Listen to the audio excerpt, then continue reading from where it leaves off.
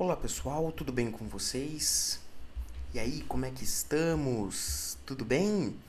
Vamos para mais uma live aqui pelo canal do Que Concursos.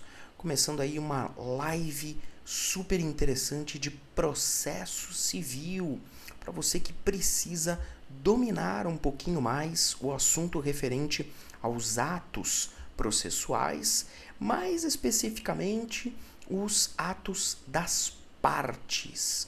Tudo bem? Então, nessa videoaula, nessa live, nós vamos conversar um pouquinho sobre os tipos de atos que as partes podem praticar dentro do processo, tá certo? Então, vou começar aqui o nosso material, vou começar a projetar o nosso material para que a gente possa conversar um pouquinho sobre esse assunto tão importante, né? E aí, lembre-se, o material está disponível, ok? Só você clicar aí no link de descrição para ir diretamente para o Drive. Estou também à sua disposição para quaisquer dúvidas que você eventualmente possa ter. É meu Instagram, Prof. Sérgio Alfieri, está aí à sua disposição também, ok? E vamos começar aí a projetar o nosso material. Bom, vamos lá então, pessoal, vamos falar um pouquinho sobre atos processuais, mais especificamente os atos das partes. Bom, eu quero te lembrar, antes de mais nada, que para nós do processo civil, as partes são o autor e o réu, beleza? Nunca é demais a gente lembrar aí desse conceito básico, beleza? De autor e réu. O autor, ele é aquele que pede. Então, o autor, ele é quem pede, é quem entra com a ação. E o réu é contra quem se pede, beleza? É contra quem o autor vai formular o seu pedido, beleza? O nosso Código de Processo Civil, ele trabalha com um critério de classificação dos atos processuais, tendo por base os sujeitos que praticam o ato. Ok? Então, o que eu quero dizer com isso? Estou querendo dizer o seguinte, que o nosso Código de Processo Civil, ele separa os atos praticados pelas partes, autor e réu, como a gente vai falar agora, e também os atos processuais praticados pelo juiz, que é um importante sujeito do processo, porque afinal de contas, o juiz, ele é o presidente do processo, tá certo? Então, com base nisso, pessoal, o nosso Código de Processo Civil, ele estabelece essa distinção, essa classificação dos atos processuais com base no sujeito que pratica o ato. Então, atos das partes, tem ali uma tratativa, e os atos do juiz, tem uma outra tratativa. Esses atos do juiz que o Código prefere chamar de pronunciamentos do juiz, mas que, em última análise, são os atos processuais praticados pelo juiz dentro do processo, que a gente vai falar num outro momento. Beleza? Então, estabelecido esse conceito preliminar de parte, né? Autor e réu, autor quem pede, réu contra quem se pede, o primeiro artigo do CPC a tratar especificamente desse tema é o artigo 200, beleza? Que está aqui na nossa tela. O artigo 200, ele fala que os atos das partes consistentes em declarações unilaterais ou bilaterais de vontade produzem imediatamente a constituição, modificação ou extinção de direitos processuais. Tá? O parágrafo único fala que a desistência da ação só produzirá efeitos após homologação judicial. Bom, a gente tem uma série de informações importantes aqui desse artigo 200 do CPC. Nós vamos começar analisando o caput, beleza? Depois a gente fala um pouquinho do parágrafo único, tá? Primeiro de tudo, o artigo 200 caput, ele traz uma bipartição dos atos das partes. Então, os atos praticados pelo autor e pelo réu podem ser de dois tipos. Eles podem ser, deixa eu colocar o marca-texto, eles podem ser atos unilaterais, eles podem ser atos bilaterais, beleza? Então, os atos das partes podem ser de dois tipos, unilaterais ou bilaterais. Esse é o primeiro ponto que a gente vai trabalhar. O que é um ato unilateral? O que é um ato bilateral?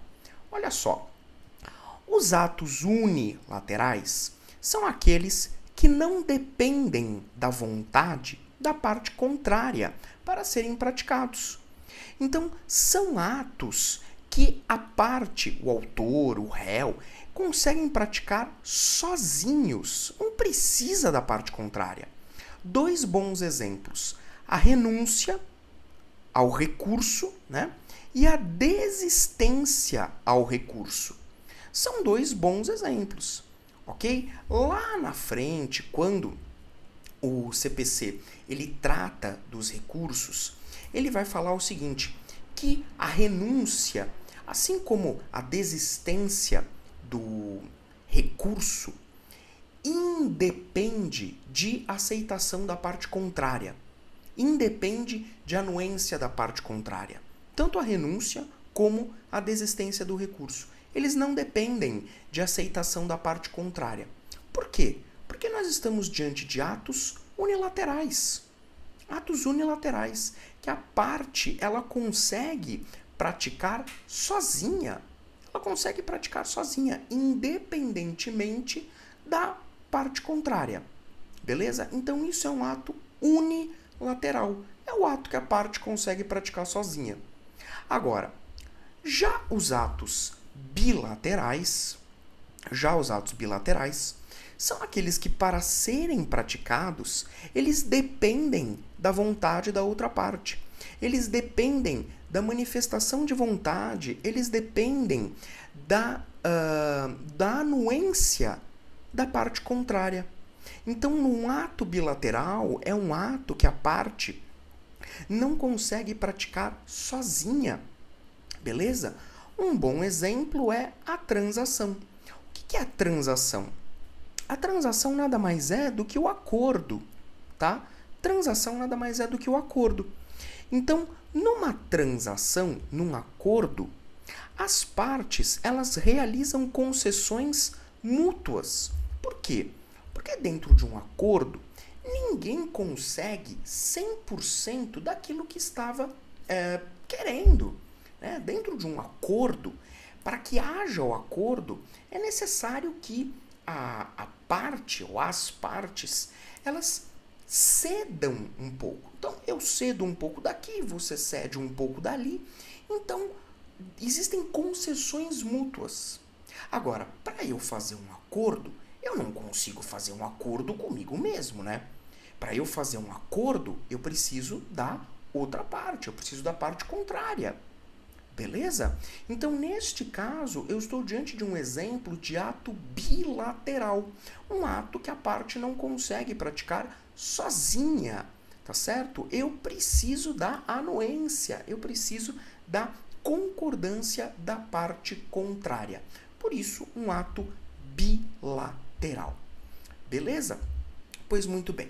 Então, o artigo 200 caput, ele começa falando pra gente que as partes, elas podem praticar esses dois tipos de ato, os atos unilaterais e os atos bilaterais. Agora, isso não é tudo que o artigo 200 caput tem para nos falar. Porque se a gente voltar um pouquinho no texto, a gente vai reparar o seguinte, que eles produzem imediatamente a constituição, modificação ou extinção de direitos processuais. Na verdade, o que o artigo 200 caput está falando é que os atos das partes produzem imediatamente efeitos, ok? Produzem efeitos imediatamente. É que esses efeitos são a constituição, a modificação ou a extinção de direitos. Mas a gente poderia resumir como isso produzem imediatamente efeitos. Portanto, repare, a regra no nosso CPC é que os atos das partes produzem efeitos de forma imediata. Ok? Por isso que, em regra, não cabe retratação dos atos praticados pelas partes. Não cabe retratação. Por quê? Porque quando a parte pratica o ato, esse ato ele já sai produzindo efeitos imediatamente. Então, por isso que, via de regra, não se admite retratação dos atos praticados pelas partes, porque, digamos assim, não daria tempo. Né? Não daria tempo, porque pratica o ato e ele já sai produzindo efeitos, então não haveria nem tempo para uma eventual retratação. Beleza? Agora, tome muito cuidado. Por quê? Porque a regra é trazida. Opa, aqui ó. A regra é trazida pelo artigo 200 caput. Beleza? Então, essa regra aqui é que está no caput do artigo 200.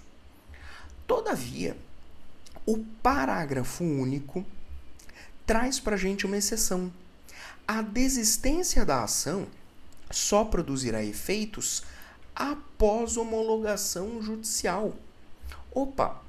Então o parágrafo único, ele traz a exceção, que é a desistência da ação. A desistência da ação é um ato que a parte pode praticar. Ok? Notadamente o autor. O autor, ele pode desistir da ação. Todavia, essa desistência da ação, ela não produz efeitos imediatos. Ela só vai produzir efeitos depois que o juiz homologar. Depois que o juiz homologar essa desistência. Entendeu? Então o juiz ele precisa primeiro homologar essa desistência. O que é essa homologação? Olha, eu digo, pessoal, só para que você possa entender de uma forma mais simples. Quando a gente fala necessidade de homologação, enfim, é como se houvesse a necessidade do juiz ele bater um carimbo. Né? Como se o juiz ele precisasse bater um carimbo, falando assim, olha, isso aqui pode cumprir. Pá, pode cumprir. Porque quando o juiz ele vai homologar, significa que o juiz ele vai analisar se aquele ato ele preenche os requisitos, se aquele ato ele está, digamos assim, correto, se não há nenhuma ilegalidade, se aquele ato ele pode ser cumprido. Percebeu? Então, antes do ato produzir os seus efeitos, o juiz vai fazer essa conferência, entre aspas. E se tiver tudo bem, o juiz vai então, novamente entre aspas, bater o carimbo da homologação. Ok? Agora, essa necessidade de homologação, ela é exceção. Ela é exceção. Porque ela fica exatamente por conta dessa desistência da ação. Ok? Que é exatamente o que o parágrafo único nos mostra. Então, não são todos os atos das partes que dependem de homologação. Na verdade, a regra é que o ato praticado pela parte, ele não dependa de homologação. Ele já saia produzindo seus efeitos imediatamente. Tá? A exceção fica por conta da desistência da ação, que é um ato que depende de homologação judicial. Beleza? Tudo bem, pessoal? Então, esse artigo 200 aqui, ele é um artigo muito perguntado em prova, tá? Principalmente o parágrafo único. Principalmente o parágrafo único. Então, nós temos um dispositivo aí com uma incidência extremamente considerável nas provas em geral, beleza? Então, eu, digamos assim, recomendo aí muita atenção a essa particularidade. Agora, como eu mencionei, veja, como regra, os atos, eles não podem ter aí retratação. né? Os atos das partes, não cabe retratação. Agora, na desistência da ação, cabe retratação. O que é você se retratar? Você se retratar é você se desdizer. Você se retratar é você se desdizer, é você voltar atrás. Então, no caso da desistência da ação, a gente até pode admitir retratação da parte, até que haja homologação. Enquanto o juiz não homologar a desistência, cabe retratação. Tudo bem? Então cuidado com essa dica, cuidado com essa pegadinha aí na prova. Fechou? Bom, vamos continuar. Na sequência, a gente tem o artigo 201, que fala que as partes poderão exigir recibo de petições, arrazoados, papéis e documentos que entregarem em cartório. Aqui, nós também estamos falando dos atos das partes, beleza? Então, a gente também está falando dos atos das partes. Aqui é um direito, tá? Na verdade, aqui a gente tem um direito conferido às partes, né, pelo artigo 201 do CPC, que é o direito de exigir recibo, ok? Veja, neste caso aqui, a ideia do CPC é o quê? Dar maior segurança, não só para as partes, mas também para os seus advogados, no momento de comprovar a prática do ato processual. Então, aqui, o artigo 201, ele está no âmbito da prova da prática do ato processual. Como é que a parte ela consegue provar que ela praticou aquele ato processual? Simples, apresentando o recibo. Então, por exemplo, suponha que a parte ela foi lá e entregou um documento no cartório. Ok? O autor, por exemplo, ele foi lá e ele entregou um documento no cartório. Aí ele vira para o cartorário e fala assim, olha, por favor, eu gostaria de um recibo. Gostaria de um recibo comprovando aí que hoje, data de hoje, às tantas horas, eu estive aqui e entreguei esse documento aqui em cartório. Se posteriormente a prática desse ato for questionada, vem a parte e apresenta o recibo. Percebeu? Então a ideia é dar mais segurança. Tudo bem? É dar mais segurança. Evitar, né, que mas o documento se perdeu, né, a petição se perdeu, não sei o quê. Bom, se eventualmente o cartório ele comeu bola e perdeu o documento ou alguma coisa do tipo, aí já não é mais problema da parte, né? A parte vem, apresenta lá o recibo, fala, olha, o juiz, aí é problema teu, entendeu? O cartório que comeu bola, perdeu o documento, perdeu a petição, seja lá o que for, tá? Mas eu fiz a minha parte, eu estive aí, entreguei dentro do prazo determinado, inclusive, tá aqui o recibo, né? Então essa é a ideia do artigo 201. Agora, verdade seja dita, esse dispositivo, ele é um dispositivo mais focado nos processos físicos, né, pessoal? Nos processos em papel. Porque nos processos eletrônicos, nos processos digitais, esse recibo ele é emitido de forma automática. Então não há necessidade de requerimento, não há necessidade de pedido. Tá certo? Então esse artigo 201, ele faz muito mais sentido para os processos físicos, tá? Nos processos digitais, nos processos eletrônicos, a regra é desnecessária, porque a emissão dos recibos é automática, tá certo? Ou seja, o próprio sistema já se encarrega disso. É que eu sempre gosto de lembrar vocês o seguinte, quando o nosso CPC, o CPC de 2015, ele foi feito, quando ele entrou em vigor, né, o nosso CPC ele foi pensado com duas realidades, levando em consideração duas realidades aqui do nosso país. Primeira realidade, o processo digital, o processo eletrônico. Então, quando o nosso CPC ele foi feito, quando o nosso CPC ele foi elaborado, ele já foi elaborado levando em consideração a existência do processo eletrônico aqui no Brasil. Entretanto, o nosso CPC ele também levou em consideração a existência de inúmeros processos físicos que ainda tramitam no nosso país. Então, o nosso CPC ele tem regras para os dois mundos, por assim dizer. Mundo do processo físico, mundo do processo digital. Ele trabalha com as duas realidades. Porque nós ainda vamos levar um tempo até que todos os processos físicos sejam julgados, extintos, tá certo? Ainda vai levar um tempo. E o CPC, ele precisa ter normas, digamos assim, voltadas a essa realidade do processo físico também, enquanto eles ainda existem. Beleza? Então, alguns artigos que a gente lê no CPC, vocês vão reparar isso. Alguns artigos fazem muito mais sentido para os processos físicos, né? E não faz quase nenhum sentido para o processo digital. Alguns dispositivos, inclusive, eles vão até, digamos assim, desaparecer, vão se tornar letra morta, né, no futuro, depois que os processos físicos terminarem.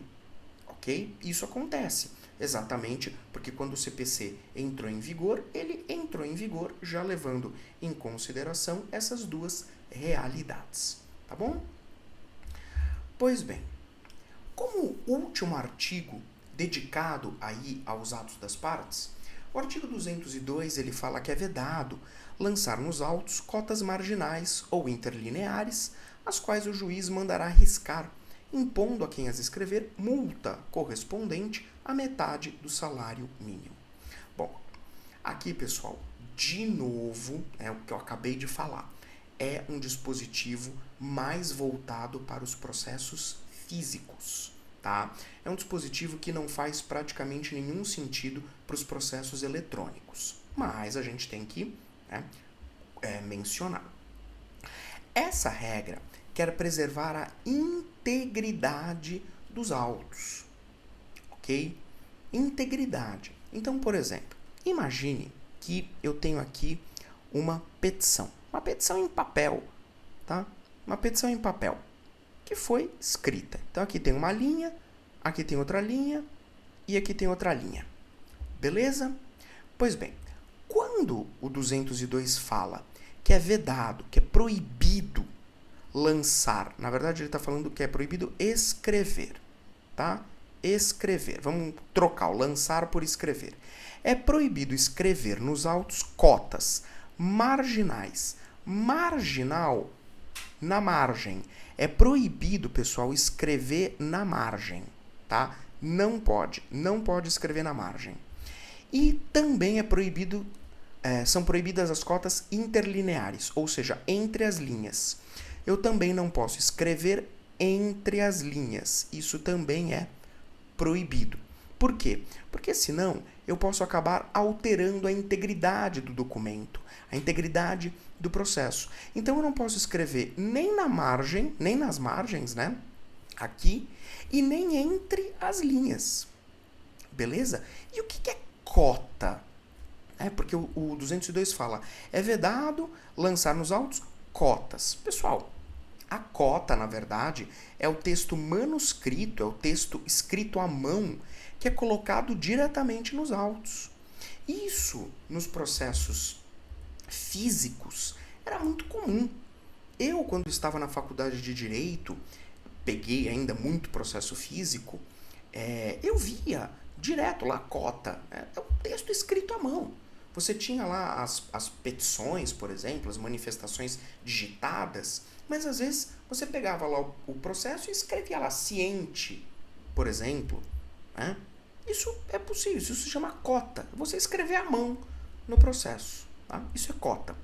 E aí o que o 202 está falando é que você não pode escrever à mão, você não pode lançar cota na margem da folha e nem entre as linhas. Percebeu? Então, aqui a ideia é preservar a integridade. Veja, não é que cota é uma coisa proibida. Não, cota até é permitido. É possível cota. Só que o juiz tem que ter intimado a parte para se manifestar sobre alguma questão do processo e tem que ter termo de vista ao advogado, entendeu? E aí sim eu posso escrever a cota no processo de forma válida.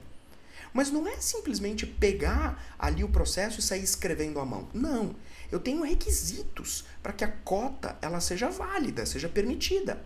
Porque senão, o que o juiz vai fazer? Vai mandar arriscar. Vai mandar arriscar.